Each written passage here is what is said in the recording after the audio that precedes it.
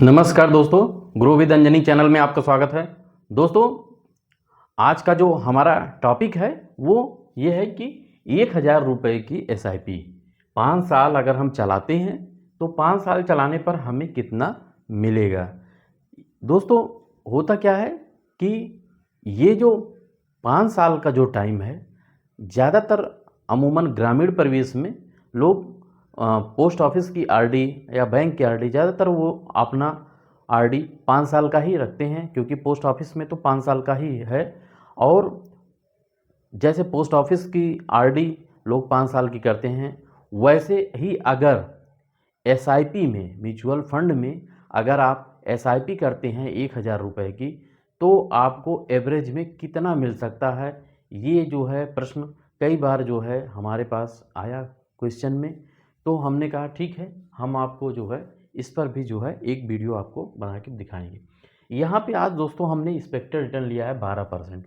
12% expected return का मतलब ये है कि अगर आप जिस फंड में SIP करते हैं, 1,000 रुपये की SIP करते हैं, और आप ऐसे फंड में रहते हैं कि जहाँ पे लमसम एक लगभग आपको 12% का एक्सपेक्टेड रिटर्न, 12% के एवरेज में रिटर्न मिल सके, तो आपको अगर 1,000 रुपये की आप SIP चलाते हैं और आपका एक्सपेक्टेड रिटर्न 12% है, तो देखते हैं कितना मिलता है।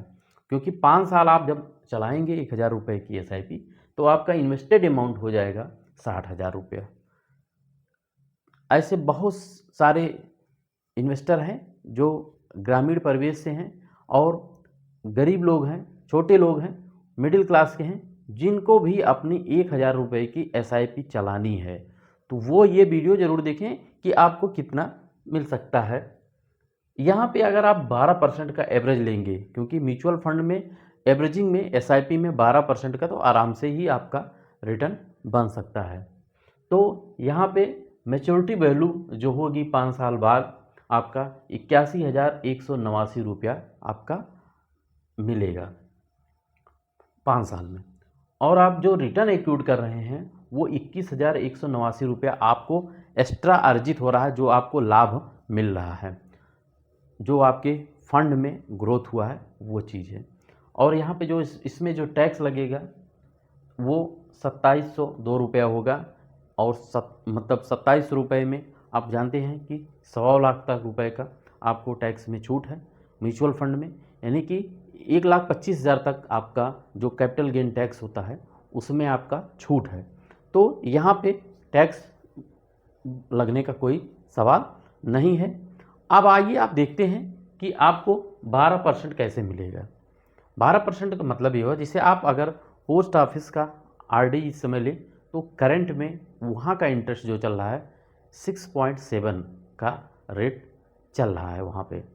अब 6.7 आपको पोस्ट ऑफिस में एकदम फ्लैट मिलेगा, यानी कि वहाँ पे ना आपका घटेगा ना बढ़ेगा। और यहाँ पे आपका 5 साल में बहुत बार आपका पैसा फ्लक्चुएट होगा, क्योंकि पूरे 5 साल में कई बार ऐसी स्थिति आएगी कि आपका SIP भी निगेटिव में जा सकता है, क्योंकि म्यूचुअल फंड में रिटर्न की कोई गारंटी नहीं होती और शेयर मार्केट से रिलेटेड ये आपका इन्वेस्टमेंट होता है। इस कारण से पूरे 5 साल में एक ऐसा समय आ सकता है एक आध बार जहाँ पे आपको निगेटिव रिटर्न, लेकिन आपको वहाँ घबराना नहीं है, ना घबराना है, ना चकराना, ना किसी के कहने पे आपको SIP अपनी विड्रॉल करना है, ना आपको SIP रोकना है। आपको कंटिन्यू आपको इन्वेस्टमेंट SIP अपनी जारी रखना है। कब तक? जब तक आपका 5 साल का जो टारगेट है, आपका 5 साल पूरा ना हो जाए। पूरा होने के बाद भी दोस्तों आपको ये देखना है कि कहीं ऐसा ना हो, मतलब मार्केट अगर डाउन भी है तो थोड़ा सा महीने 15 दिन का आप वेट कर सकते हैं।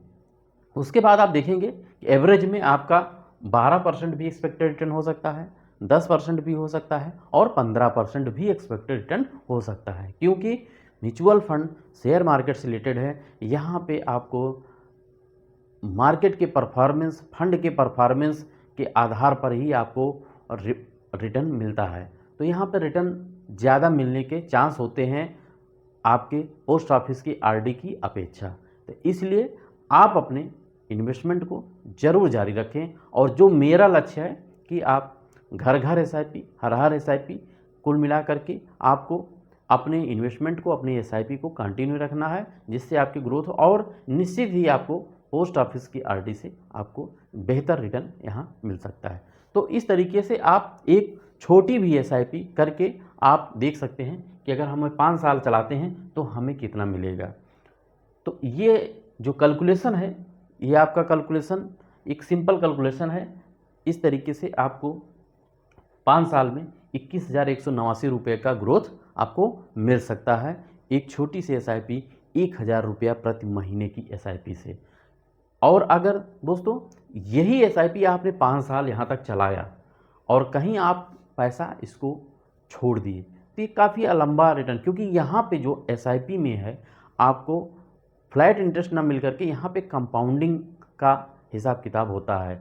जब कंपाउंडिंग लगता है तब जो है पैसा आपका कंपाउंडिंग के बाद आपका पैसा बढ़ता ही ग्रोथ करता चला जाता है। इसलिए आप अपने निवेश को कंटिन्यू जारी रखें और नियमित ग्रोथ बनाए रखें। तो ऐसे ही दोस्त, अगर आपका कोई भी क्वेश्चन हो म्यूचुअल फंड से संबंधित तो आप हमसे कमेंट के माध्यम से आप हमसे पूछ सकते हैं। और अगर मेरा वीडियो अच्छा लगे तो आप एक लाइक ज़रूर करिएगा, शेयर ज़रूर करिएगा, और कोई भी क्वेश्चन हो तो कमेंट ज़रूर करिएगा। और मेरे वीडियो को, मेरे चैनल को आप सब्सक्राइब कर मुझे प्रोत्साहित करें, और जिससे हम आपके लिए नई नई म्यूचुअल फंड से संबंधित जानकारी और आपको हम मोटिवेट करते रहें। थैंक यू सो मच दोस्तों। जय हिंद, जय भारत।